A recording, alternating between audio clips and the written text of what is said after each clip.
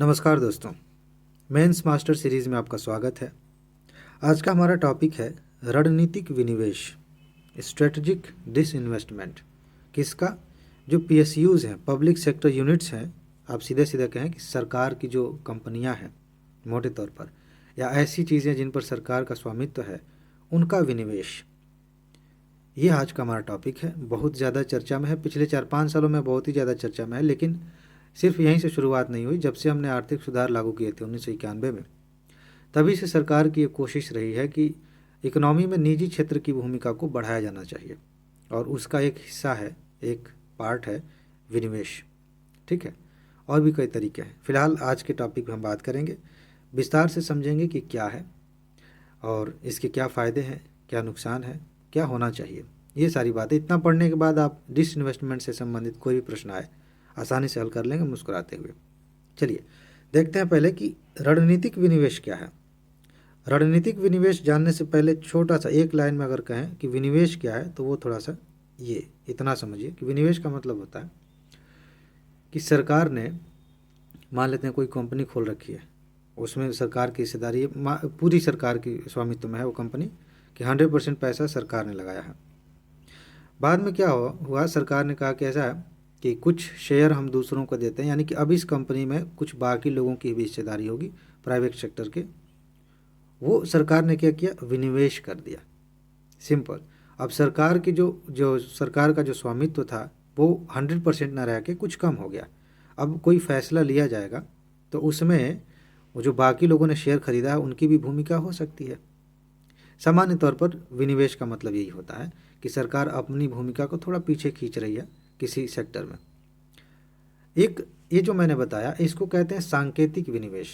जैसे मान लेते हैं कि 100 रुपये की कंपनी है, तो सरकार ने कहा कि ऐसा है कि इस कंपनी में 85% की जो हिस्सेदारी वो मेरी है, बाकी 15% बाकी लोगों की है। निजी क्षेत्र हो सकती है, जनता हो सकती है, कोई भी। वो सांकेतिक विनिवेश होता है। ठीक है। रणनीतिक विनिवेश का मतलब क्या होता है, स्ट्रेटजिक डिसइन्वेस्टमेंट का मतलब क्या होता है, इसकी कुछ चीज़ें हैं, शर्तें कह सकते हैं, या पहचान की कुछ बातें हैं। पहली बात यह है कि 50% या अधिक शेयर सरकार बेच दे। यह है कंपनी, अगर सिर्फ इतना शेयर बेच दिया गया, ये निजी क्षेत्र आ गया इसमें, तो ये जो है सांकेतिक विनिवेश है। ठीक है, सामान्य तौर पर सरकारें ऐसा करती रहती हैं। लेकिन अगर 50-50 हो जाए कि 50% या उससे थोड़ा ज़्यादा, सिर्फ 50-50 नहीं, 50% से थोड़ा ज़्यादा ये निजी क्षेत्र का है, बाकी लोग इसमें निवेश किए हैं कंपनी में, और ये वाला हिस्सा जो है ये सरकार का है। ये पहली पहचान है। लेकिन सिर्फ इतने से नहीं, साथ ही साथ जो प्रबंधन है, जो मैनेजमेंट है इस कंपनी का जो मैनेजमेंट है, वो अब सरकार नहीं करेगी, अब वो प्राइवेट सेक्टर के हाथ में चली गई। ये सबसे बड़ी पहचान है। रणनीतिक विनिवेश का सबसे बड़ी पहचान ये है कि जो प्रबंधन है उसका नियंत्रण सरकार के हाथों से निकलकर किसी प्राइवेट सेक्टर के हाथ में चला गया। किसी कंपनी ने, किसी व्यक्ति ने उसे खरीद लिया, और प्रबंधन वो देखेगा, मैनेजमेंट सब देखेगा। ये दो बातें ऐसी हैं जिनके आधार पर हम कहते हैं कि सरकार ने अभी जो विनिवेश किया है वो रणनीतिक विनिवेश है। ये कुछ हद तक निजीकरण है। अब देखिए, कुछ हद तक का क्या मतलब है। निजीकरण का मतलब होता है, ये भी इंटरेस्टिंग है, समझ लीजिए।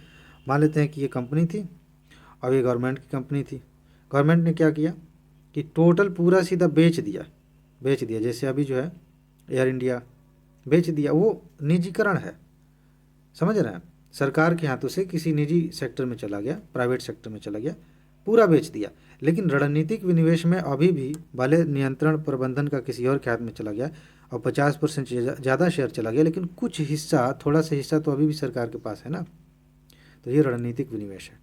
तो समझ गए, अब तीन बातें हमने समझ ली यहाँ पे। एक होता है सामान्य विनिवेश, टोकन डिसइन्वेस्टमेंट, और एक होता है कि रणनीतिक विनिवेश, और एक तो सीधा सीधा निजीकरण हो जाता है। तो ये कुछ हद तक निजीकरण है, आप कह सकते हैं। ये समझने की बात है। अब देखिए, इसमें ज़्यादा लिखने वाली बातें नहीं है, ये 3 लाइनें आप लिख देंगे, काम हो जाएगा इंट्रोडक्शन में। आगे चलते हैं। बात ये है कि इसके फ़ायदे क्या हैं, सरकार ऐसा करती क्यों है, पूछा जा सकता है। यूपीएससी ऐसा पूछ सकती है कि क्यों होना चाहिए, तो हमें तर्क पता होने चाहिए। पहली बात यह है, एक बड़ी फेमस लाइन है, government has no business in business.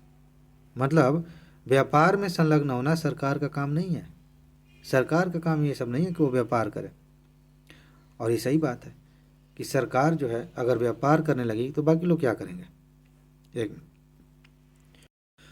हाँ, तो ये चीज़ है, सरकार को चाहिए कि देश चलाए, नीतियाँ बनाए, और जो भी रेगुलेशन की बातें हैं उन पर ध्यान दें। बिजनेस ना करें, बिजनेस करने के लिए लोग हैं प्राइवेट सेक्टर में और भी चीज़ें हैं, ये तर्क दिया जाता है। हालांकि इसके विपक्ष में भी बहुत सारी बातें हैं।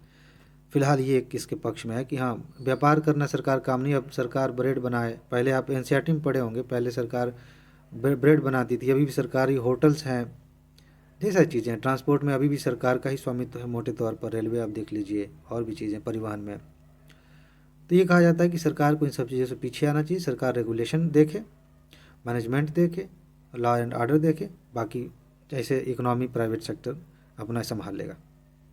बाकी एक और तर्क ये है कि सरकार को ना इससे पैसा मिल जाता है काफ़ी अच्छा खासा। आप देखें हर साल बजट में सरकार बहुत सारे लक्ष्य तय करती है, उसमें एक लक्ष्य ये भी होता है कि इतने लाख करोड़ का हम डिसइन्वेस्टमेंट करेंगे। क्यों? क्योंकि इससे जो पैसा आएगा, सरकार का राजकोषीय जो घाटा है उसको मैनेज किया जा सकता है, और सरकार नीतियाँ लागू कर सकती है। कोई भी नीति लागू करने के लिए, मान लेते हैं कल्याण की ही कोई नीति लागू करनी है, तो पैसा चाहिए ना। वो पैसा कहाँ से आएगा? अगर टैक्स से आने वाले पैसा फिक्स है, और फिक्स ही है, ज़्यादातर तो बहुत अंतर नहीं मिलता, यहाँ इतना अनुमान लगाया जाता है इतना टैक्स से आ जाएगा। तो अगर एक्स्ट्रा पैसा चाहिए तो कहाँ से आएगा? या तो सरकार कर्जा ले, और कर्जा लेगी तो फिर उसका इंटरेस्ट भी देना पड़ेगा, आगे चुकाना भी पड़ेगा। तो ये सबसे बढ़िया रहता है कि जो है बेच दो पैसा आ जाएगा।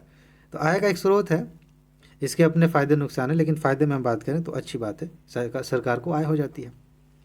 आगे अगला ये है, ये वाला सबसे ज़्यादा मुझे तार्किक लगता है। क्यों? क्योंकि सरकारी कंपनियां हैं, सरकारी सेक्टर में जो भी काम हो रहा है, एक वो बन गया है, एक मतलब पहचान जुड़ गई है कि सरकारी काम होता नहीं जल्दी से। सरकारी मतलब अब तो मुहावरे जैसे कि अरे सरकारी काम जैसे आप भी कर रहे हैं, यानी कि सरकारी जो भी काम हो रहा है उसमें दिखता है कि मैनेजमेंट अच्छे से नहीं होता, बहुत ज़्यादा भ्रष्टाचार अलग है, सरकार का हस्तक्षेप अलग है, कुछ नेता हैं स्थानीय, उनकी अपनी बात चलती है वहाँ पर, और ऊपर जो जो अधिकारी हैं उनकी अलग से मनमानी चल रही है। इस चक्कर में मैनेजमेंट अच्छा नहीं होता, सही से रिपोर्टिंग नहीं होती कोई भी काम हो। लेकिन अगर हम प्राइवेट सेक्टर में किसी कंपनी को मान लेते हैं एयर इंडिया की बात हो, ठीक है। अब एयर इंडिया में सरकार के तौर पे देखा जाए, सरकारी कंपनी के तौर पे कितनी सारी चीज़ें हैं, कर्जा में डूबे जा रही, कोई हिसाब किताब नहीं है कि उस कर्जा कैसे भरा जाएगा, क्या करना है। प्राइवेट कंपनी हर चीज़ का हिसाब किताब रखी है कि हमारे ऊपर इतने कर्जे आते जा रहे हैं, कैसे हम देंगे, या तो दिवालिया घोषित हो जाए, या फिर इसको जैसे तैसे कह के मैनेज करें। तो वो बहुत अपने मैनेजमेंट को दुरुस्त रखते हैं, चुस्त रखते हैं। सरकारी क्षेत्र में हम देखें तो उतना ध्यान नहीं दिया जाता। तो प्राइवेट सेक्टर में चीज़ें जाएंगी, मैनेजमेंट बेहतर होगा, और ओवरऑल देश का ही विकास होगा इससे, ठीक है। आगे एक और चीज़ है, सार्वजनिक ऋण का स्थानांतरण हो जाता है। इसका क्या मतलब? इसका मतलब ये है कि सरकार ने, मान लेते हैं कि कोई कंपनी सरकार ने खोली पेट्रोलियम की, या ऐसे ही एयर इंडिया जैसी कोई ट्रांसपोर्ट की, तो कर्जे में, ज़्यादातर सरकारी उपक्रम कर्जे में चल रहे हैं।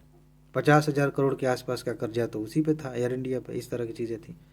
तो ये बताइए, जब इतना कर्जा रहेगा तो सरकार का जो लाभ होगा वो तो कर्जा भरने में चला जाएगा, समझ रहे हैं। लेकिन सरकार जब इन चीज़ों को बेच देती है तो एक फ़ायदा ये होता है कि जो खरीदने वाला है ना, वो अब कर्जा भरेगा, यानी कि सरकार अब उस हिस्से का कर्ज देने से काफ़ी हद तक राहत महसूस करती है। और ये एक फ़ायदा है कि कर्जा जो है वो किसी और पर हमने स्थानांतरित कर दिया, अब वो कर्जा भरे। इसके अलावा जो शेयर मार्केट है ना, वहाँ भी काफ़ी अच्छा प्रभाव पड़ता है, क्योंकि हम देखते हैं कि सरकारी उपक्रम है कोई, और पूंजी बाजार में उस पर उसके शेयर बिक रहे हैं, लेकिन कुछ खास उछाल नहीं आ रहा है, लोग खरीद नहीं रहे। लेकिन जैसे ही डिसइन्वेस्टमेंट होता है, जैसे इस बात की संभावना बढ़ती है कि अब इसमें बेहतरी आएगी या सेक्टर आगे बढ़ेगा, तो शेयर मार्केट ऊपर चढ़ने लगता है, और इससे ओवरऑल इकनॉमी पे असर पड़ता है, इन्वेस्टमेंट आती है हमारे देश में, बहुत फ़ायदा होता है इससे। ये भी एक चीज़ है। इसके अलावा जो दक्षता है, जो एफिशिएंसी है, आप इसको थोड़ा सा इससे जोड़ सकते हैं, प्रबंधन और एफिशिएंसी दोनों एक साथ मिले हुए हैं।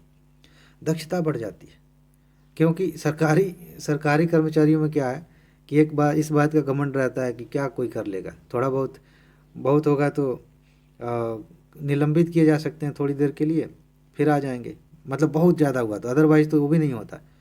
तो इनको ना अपनी जिम्मेदारी का एहसास नहीं होता, ज़्यादा काम नहीं करते। और इसका बेस्ट एग्जाम्पल है, हालांकि ये इसके साथ मैच नहीं होता, लेकिन सरकारी टीचर्स को देख लीजिए। टीचर बन गए तो समझ ही में नहीं आता कि टीचर क्यों बने थे, कहाँ से ये पैदा हो गए, अवतार लेके आए हैं, इनका काम क्या है, समझ में नहीं आता। ऐसे ही बाकी जगहों पर देखिए, सरकारी अधिकारी बहुत सारे ऐसे हैं, देखिए ईमानदार लोग भी हैं, मेहनत करने वाले भी लोग भी हैं, लेकिन मेजॉरिटी आप देखें तो वो उतनी जिम्मेदारी से काम नहीं करते जितने कि प्राइवेट सेक्टर में। और उसकी वजह यह है कि प्राइवेट सेक्टर में अगर आपका प्रदर्शन अच्छा नहीं है तो आपको निकाल दिया जाएगा, आप चाहे कोई भी हो, चाहे आप मैनेजर पद पे ही क्यों ना हो। अगर आप अच्छे तरीके से कंपनी को आगे बढ़ाने में सहयोग नहीं कर रहे हैं, अपनी दक्षता का प्रदर्शन नहीं कर रहे हैं, तो आपकी कोई ज़रूरत है नहीं। लेकिन सरकारी सेक्टर में ऐसा होता नहीं। तो यही चीज़ है, यही फ़ायदा है कि अगर अगर हम ये कर दें कि विनिवेश कर दें तो दक्षता बढ़ जाती है। यही लोग, यही सरकारी लोग अगर उसी कंपनी में रहे ना, देखिए काम करने का तरीका बदल जाएगा। तो ये सारी चीज़ें हैं, फ़ायदे की बात है मोटा मोटी, कि इससे हम देखें तो ओवरऑल सामाजिक कल्याण होगा, देश का विकास होगा, सरकार को भी ज़्यादा टैक्स मिलेगा, और जो सरकार कल्याणकारी योजनाएं लागू करना चाहती है वो जल्दी जल्दी लागू हो पाएंगी क्योंकि पैसे मिलेंगे। ये सारी चीज़ें हैं। और एक और बात है, जो हमारी परिसंपत्ति है, यहाँ लिखा नहीं है, लिखा जाना चाहिए था, जो हमारी परिसंपत्ति है उसका बेहतर यूज़ हो पाएगा। समझ रहे हैं? ये कुछ इस तरह का है, जैसे मान लीजिए आपके पास 100 एकड़ ज़मीन है, लेकिन उस पर कुछ उगा नहीं रहे हैं आप, बस ऐसे ही घास फूस है, लेकिन आपने उससे किसी को दे दिया, मान लेते हैं लीज पर ही दे दिया, और उसने वहाँ खेती करनी शुरू कर दी, तो कुछ तो फ़ायदा होना शुरू हुआ।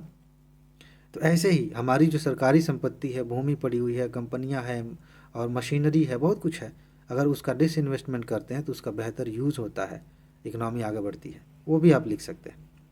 अब हम बात करते हैं कि विपक्ष में क्या बातें हैं, हमें दोनों पक्षों पर ध्यान देना चाहिए। पहली बात यह है कि निजीकरण जो है दक्षता सुनिश्चित होने की गारंटी नहीं है। मतलब हम ये नहीं कह सकते कि हमने अपनी कंपनी को बेच दिया, सरकार की कंपनी को, तो एफिशिएंसी बहुत ज़्यादा बढ़ जाएगी, इसकी क्या गारंटी है? हो सकता है कि घट जाए। तो ये हम नहीं कह सकते कि हमने बेच दिया तो अब तो कमाल हो जाएगा, अब तो चमत्कार हो जाएगा, कोई ज़रूरी नहीं है।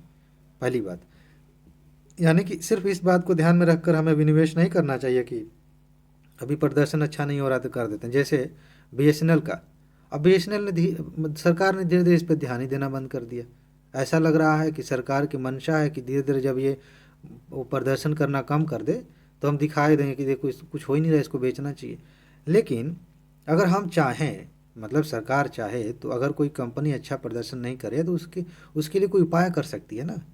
ट्रेनिंग प्रोग्राम चलाए जा सकते हैं, नई टेक्नोलॉजी लाई जा सकती है, थोड़ा इन्वेस्ट किया जा सकता है, एफिशिएंसी बढ़ाई जा सकती है। लेकिन हम ये सोचे कि चलो इसको बेच देते हैं तो एफिशिएंसी बढ़ जाएगी, तो इसी कोई गारंटी नहीं है, हो सकता है कुछ ना हो और बदतर स्थिति में चली जाए। आगे एक और चीज़ है, सरकारी सेक्टर में बहुत सारे लोगों को रोज़गार मिला हुआ, और रोज़गार यहाँ निश्चित होता है।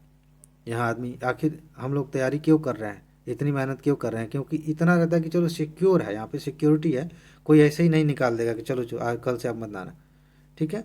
तो यहाँ पे जो रोज़गार की जो क्या कहते हैं गारंटी है, वो लोगों को आकर्षित करती है। यहाँ पे लोग निश्चिंत होकर के अपना काम कर सकते हैं, ज़िंदगी की प्लानिंग कर सकते हैं, एक स्थिरता।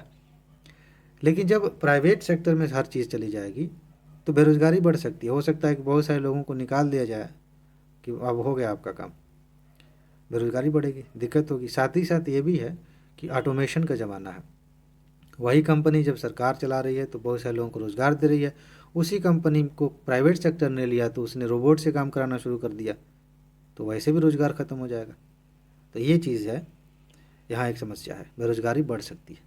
आगे क्या है, एक दिक्कत यह है कि जो सार्वजनिक कोष है उसको हानि होगी। ये कोष में ये वाला शब्द होना चाहिए था, ठीक है। सार्वजनिक कोष को कैसे हानि होगी? देखिए यहाँ पे भ्रष्टाचार वाला एंगल आ जाता है।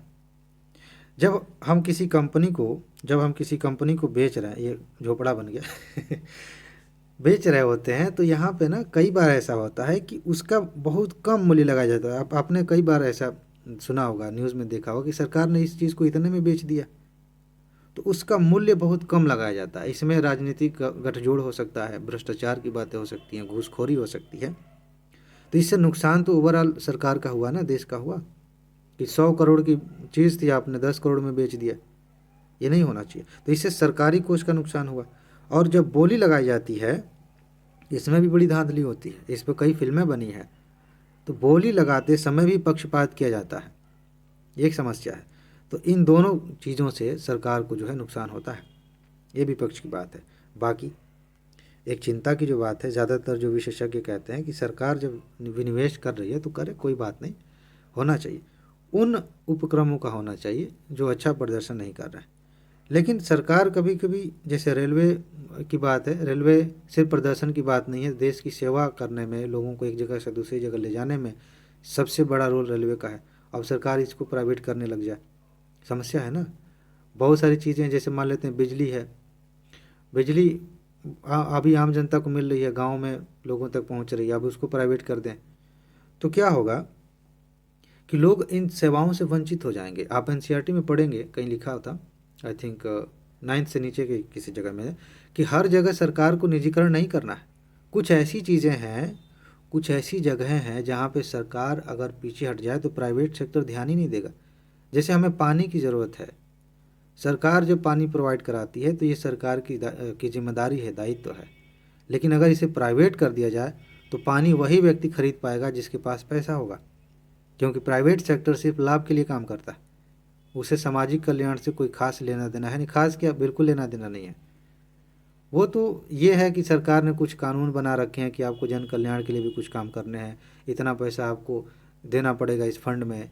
अदरवाइज़ प्राइवेट सेक्टर का नेचर है मैक्सिमम लाभ के लिए काम करना। इसमें भी बहुत सारी थ्योरीज हैं कि जब एक उनका लाभ होगा तो रिस रिस के लाभ समाज तक पहुंचेगा, लेकिन कब पहुंचेगा, नुकसान होता है उससे। कुल मिला के कहने का मतलब ये है कि अगर सरकार हर चीज़ को प्राइवेट कर देगी तो कई सारी समस्याएं आ जाएंगी। और हर चीज़ में क्या है कि अगर जो बेहतर प्रदर्शन कर रही है जो उपक्रम, उनको बेच दी तो और समस्या आ जाएगी।